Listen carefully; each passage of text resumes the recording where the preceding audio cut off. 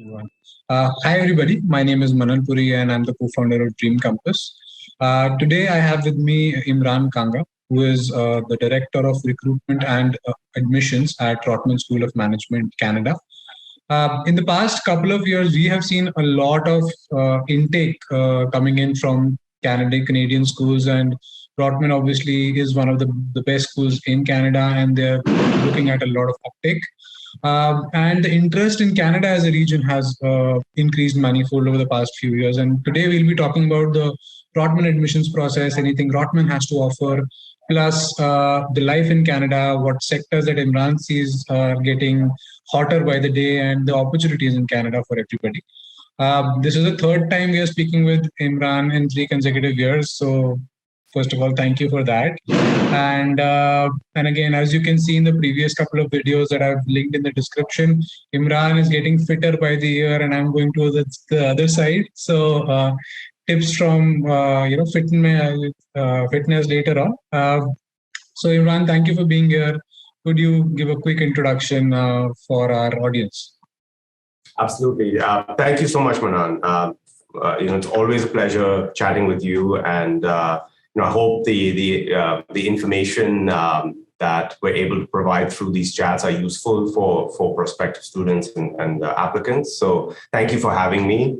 A little bit about myself. I've been at Rotman for about 4 years now, but I've been in higher education for almost 12, going on 13 years. Absolutely love the industry and the impact that it has on students' lives. So that's really what motivates me. Outside of work, my spike factor is that I'm a scuba diver. So I've been a scuba diver for about 25 years. Very passionate about ocean conservation and the issues that plague our oceans today. So I've seen kind of firsthand the degradation in our seas and oceans over the past 20 years, and it's heartbreaking, but that's what keeps me going outside of work. You mentioned fitness, so over the last couple of years, I've also been working on that. And the pandemic certainly helped, with less socializing and all of that. So fitness, running, cycling, water sports, scuba diving, that's me outside of work. So you'll typically see me on Lake Ontario or the Toronto Islands over, on the weekends. But during the week, my focus is our students. So that's a little bit about me. Thank you for having me again. Great. And that's good to know your other side outside work as well. So students can kind of tag along as well, once they're there. Absolutely. Great. So let's first talk about last year's intake. The 2020-21 season was almost full pandemic. Last year was kind of a hybrid. So any reflections on last year, what went well, what could have gone better, and how did it go? Yeah, so, if you're talking about the admissions cycle, last year was a bit of, I think we hit a limit on online recruitment because we had to continue that throughout maybe most of the cycle, or if not all of it, because the world hadn't opened up yet. So I think the first travel that we did, the first trip we did this year was in February or March. So prior to that, all of our recruitment was virtual. And I think candidates are also seeing that kind of Zoom fatigue. So it's really hard to reach candidates and also to build meaningful relationships, over Zoom and over thousands of miles and different time zones. So that was challenging for us. In terms of the applicants, we saw a lot of diversity in our applicant pool. So, for the first time, we're seeing applications from Burma, Myanmar, different African countries, Benin, Angola. And then, Latin America as well. We've seen some applications from Chile, Argentina, a huge growth in Peru. Very exciting for us. We're bringing in students from over 40 countries this year into the program, and classes start in about 2 weeks. So really excited about that. So the class shaped up to be, a really strong class. For those, the students who graduated in 2021 and those just about to graduate in 2022 or who just graduated, the job market has been stellar. Right after the sort of peak pandemic, that's when there were a lot of hiring freezes across companies. But once those were lifted, the job market had a lot of catch up to do. So there was a huge growth in not only the number of jobs, but also the quality of jobs available.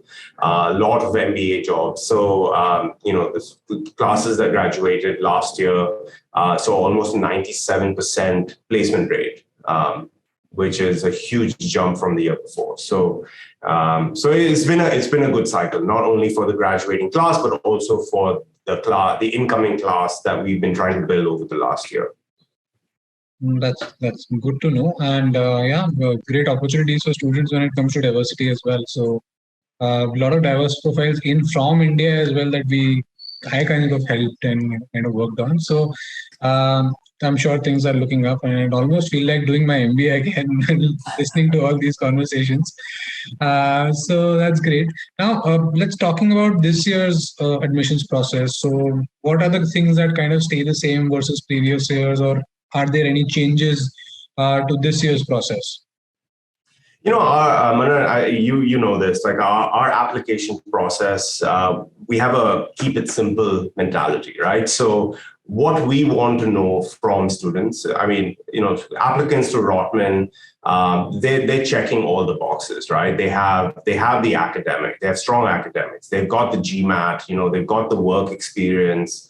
All of the entire package is strong, right? So what we want to know really is what else about you makes you an interesting person that would add value to the program, right? In other words, where do you fit into the Rotman MBA classroom? And so really our one essay that we've had for, I believe, 3 or 4 years now is, what is your spike factor, right? Which is, what is that oomph or that extra bit of information about you that makes you a unique individual and makes you an interesting addition to the program. So that's the essay that we are going to continue with this year. The only difference is we've shortened the essay. So it used to be 1,000-word essay. We made that a 500-word essay.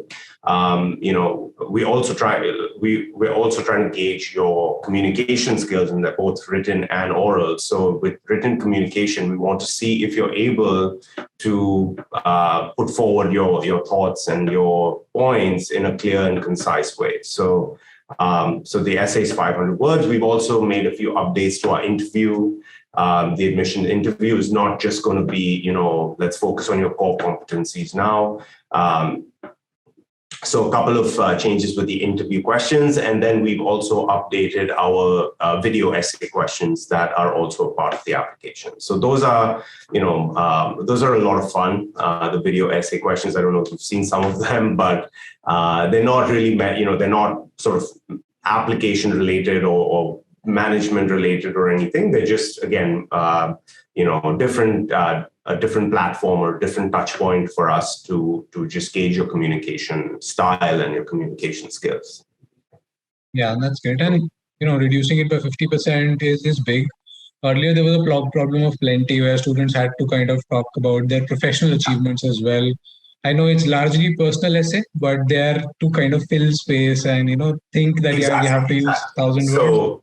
Yeah. Exactly, and that's why we've cut it down, is because that essay is not a place for you to talk about your professional achievements. That should come through in the resume, and it should also come through in the admission interview. So really, we just wanted students to focus on their extracurricular achievements, or what we call spike factor, their values. How do their values match with those of Rotman's?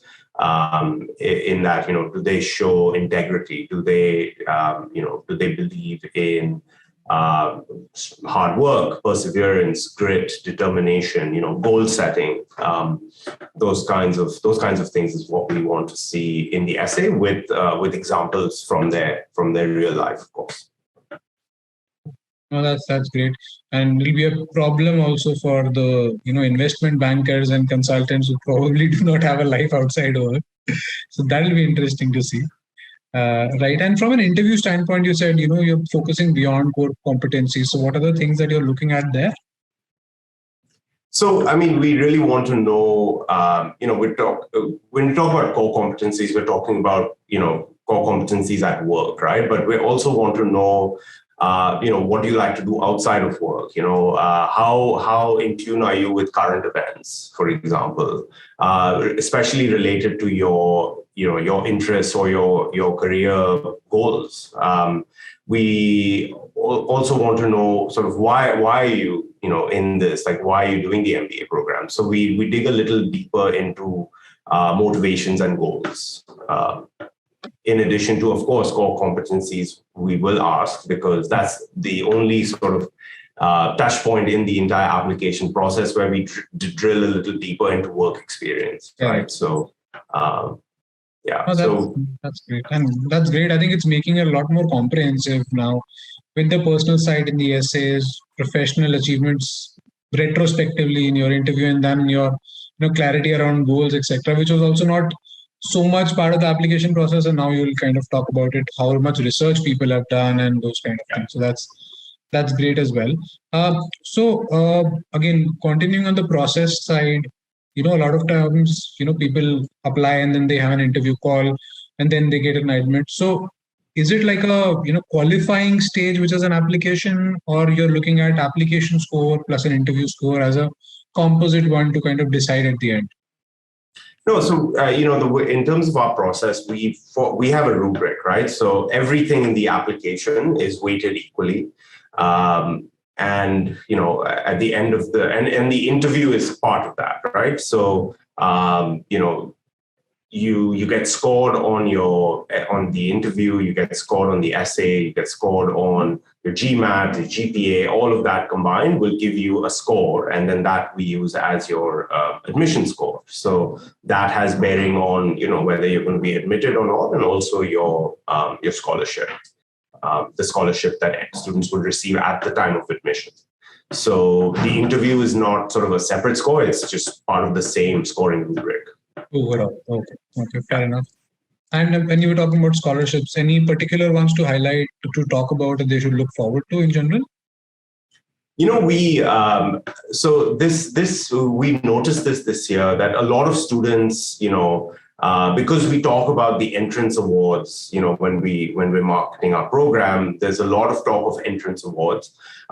So students, focus on like, okay, I've got my admission offer and here's my scholarship. But there are also fellowships that we offer at Rotman, which, students, once they're admitted into the program, they're like, oh, you know what, I think I'd be a great match for this fellowship.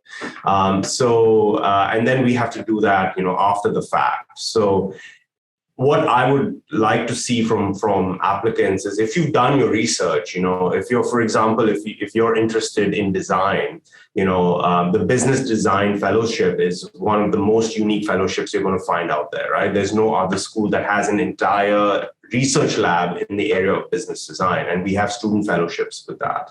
So if that's of interest, please let us know that at the time of the application, or in the, especially in the interview, because then we can, consider the student for admission and for the fellowships as well. So, we have business design fellowships. We have a FinHub fellowship, which is, for students who are interested in fintech or like artificial intelligence and machine learning within the finance industry, or, payment, like technology with payments, that kind of thing. So, FinHub is available to students. BDI, of course, the CDL fellowship, which was the first fellowship we launched, is still there. But it would be fantastic for students to let us know this upfront so that we can consider them as part of the application. Because often, they learn about it, in the summer, 2-3 months before the program starts, and then those fellowships have already been awarded out. Correct. So. So that would be, just keep in mind that in addition to entrance awards, there's a lot of other scholarships and fellowships that are available.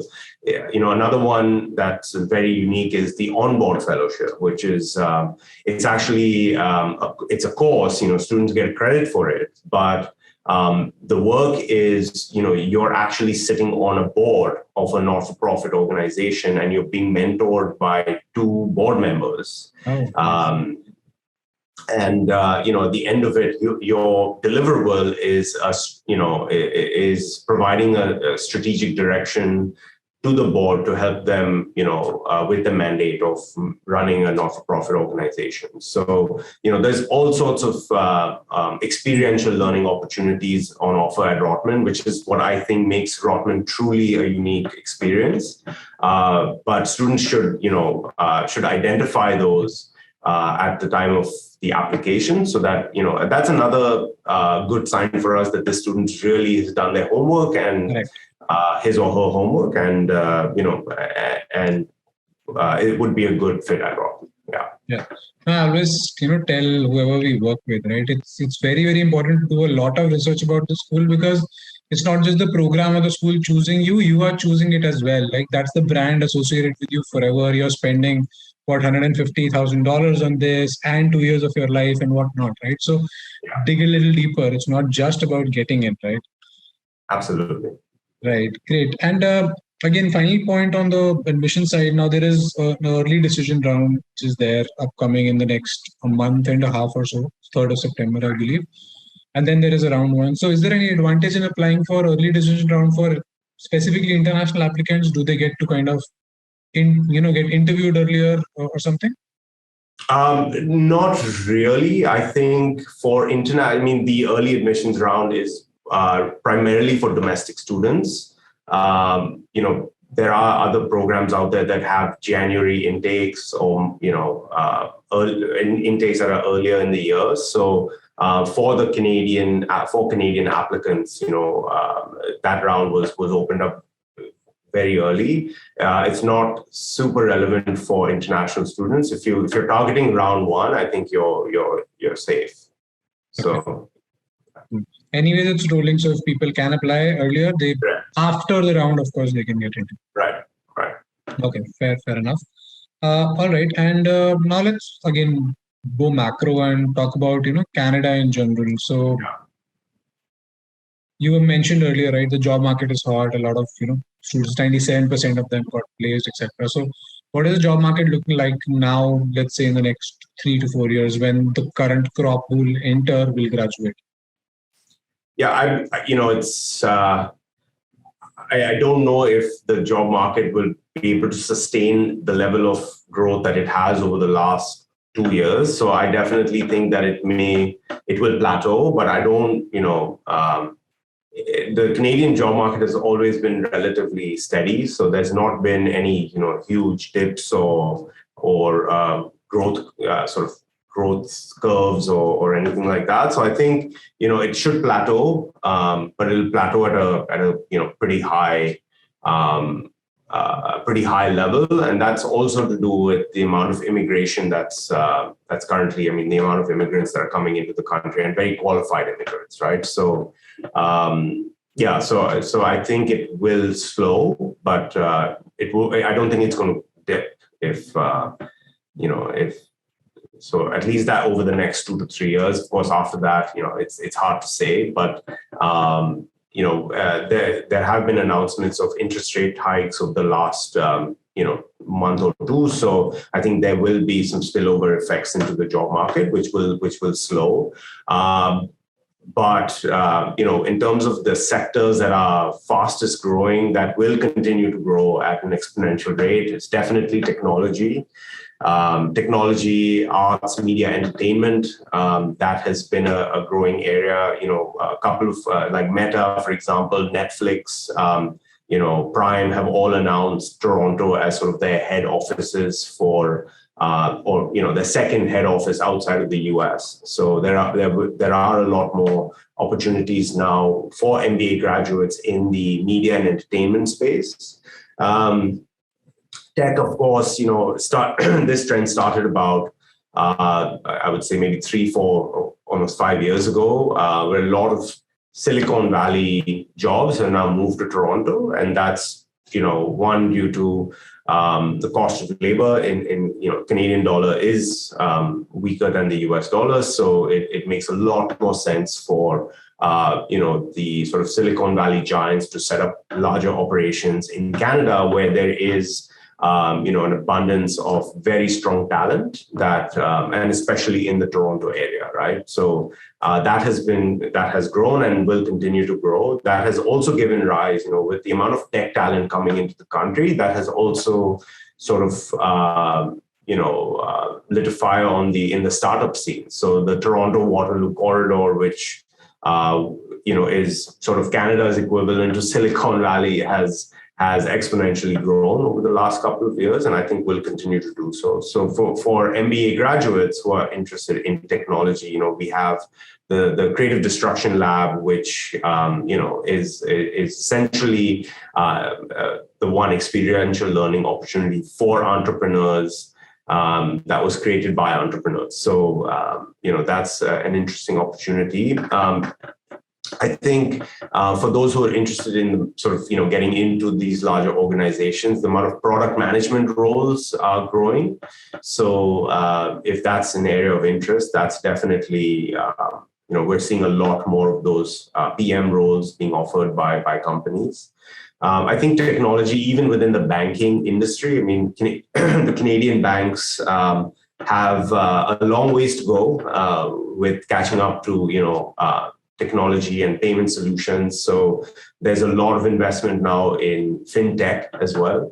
So that area, I think, will continue to grow. And I think those are another one is sustainability and ESG. I mean, even within the banking or consulting areas, there's a lot more focus now on sustainability and ESG. So I think those there will be roles available in that and expertise required in that area. And so that's why, one of Rotman's emphases or specializations is sustainability, so that students can take courses in that, learn more about it, and be able to, implement that in their work post the MBA. So.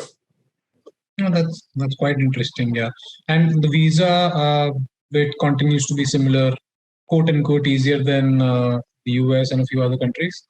Yeah, no changes with the sort of immigration policies, so to speak. There has been a bit of a backlog, for in processing, just because during the pandemic, a lot of permanent residency applications, citizenship applications were put on hold, which is now, now that everything's opened up, like there's just a backlog to work through. So there are delays, but in terms of, policies, it remains the same. Okay, that's good to know. And again, just a word of caution that if you're looking for PR and, just the visa, MBA is not the most, correct route to do that. You can do that otherwise too, yeah. Yes. Yeah, definitely not. There's many different ways of getting PR, which we're not going to get into today because that's not what this chat is about. But there's far more cost effective ways to get your PR than doing an MBA. Yeah. Right. Great. That this has been good. Anything else you would like to finally, as closing comments, talk to our applicants about? Any remarks, anything else? No, I would just say, for applicants that are looking to start their programs next year, please just apply early. The admissions, we're seeing a lot more very competitive applications early on now in the cycle. And for multiple reasons. One is, of course, you want to get your application in early to ensure that to maximize your chance of space being available in the program. So that's one. Two is scholarships. We do have over $6 million in scholarship funds that we award to students every year. So it's a very we offer generous scholarships to students, but if you're a strong applicant and you apply in round 4, you're probably going to get a fraction of the scholarship amount that you would have if you applied in round 1. So apply early. I don't think these Canadian visa delays are going to end anytime soon. So from that perspective as well, you don't want to be sweating when it's August and you still are waiting on your study permit. So the earlier you apply, you get your admission decision, whether it's at Rotman or any other program, right? The Canadian study permit process is the same. So the earlier you apply, the earlier you'll be able to start that paperwork and to make sure that your arrival here is smooth and you don't see any problems later on. So, yeah. Oh, great. This is good advice. And I'll just add one more perk of applying and getting in early is because after a point, Imran does a worldwide tour where he goes and meets the students. So if you do not want to miss out on that, he was in India last month and do apply early and get in early. That's a perk you might miss out on. Yeah, definitely. Okay, great. Thank you so much, Imran. This was great.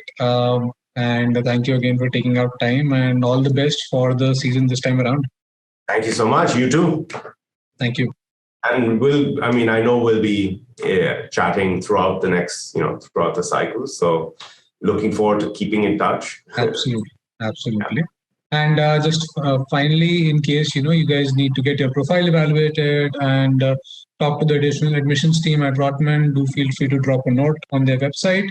And they are one of the more responsive ones that I've seen in my experience, and very candid views. If in case your profile cannot make it, they'll tell you upfront. So at least one school where the KRA is not the number of applications. So do reach out to them and get your profile evaluated. All right, great. Yeah, thanks, Manat. So the last thing I'll leave you with, so yes, we do provide profile evaluations for those students that are interested. We want to give you feedback ahead of you applying so that you are able to put your best foot forward and work on those weaker points to make sure that your application is competitive and strong.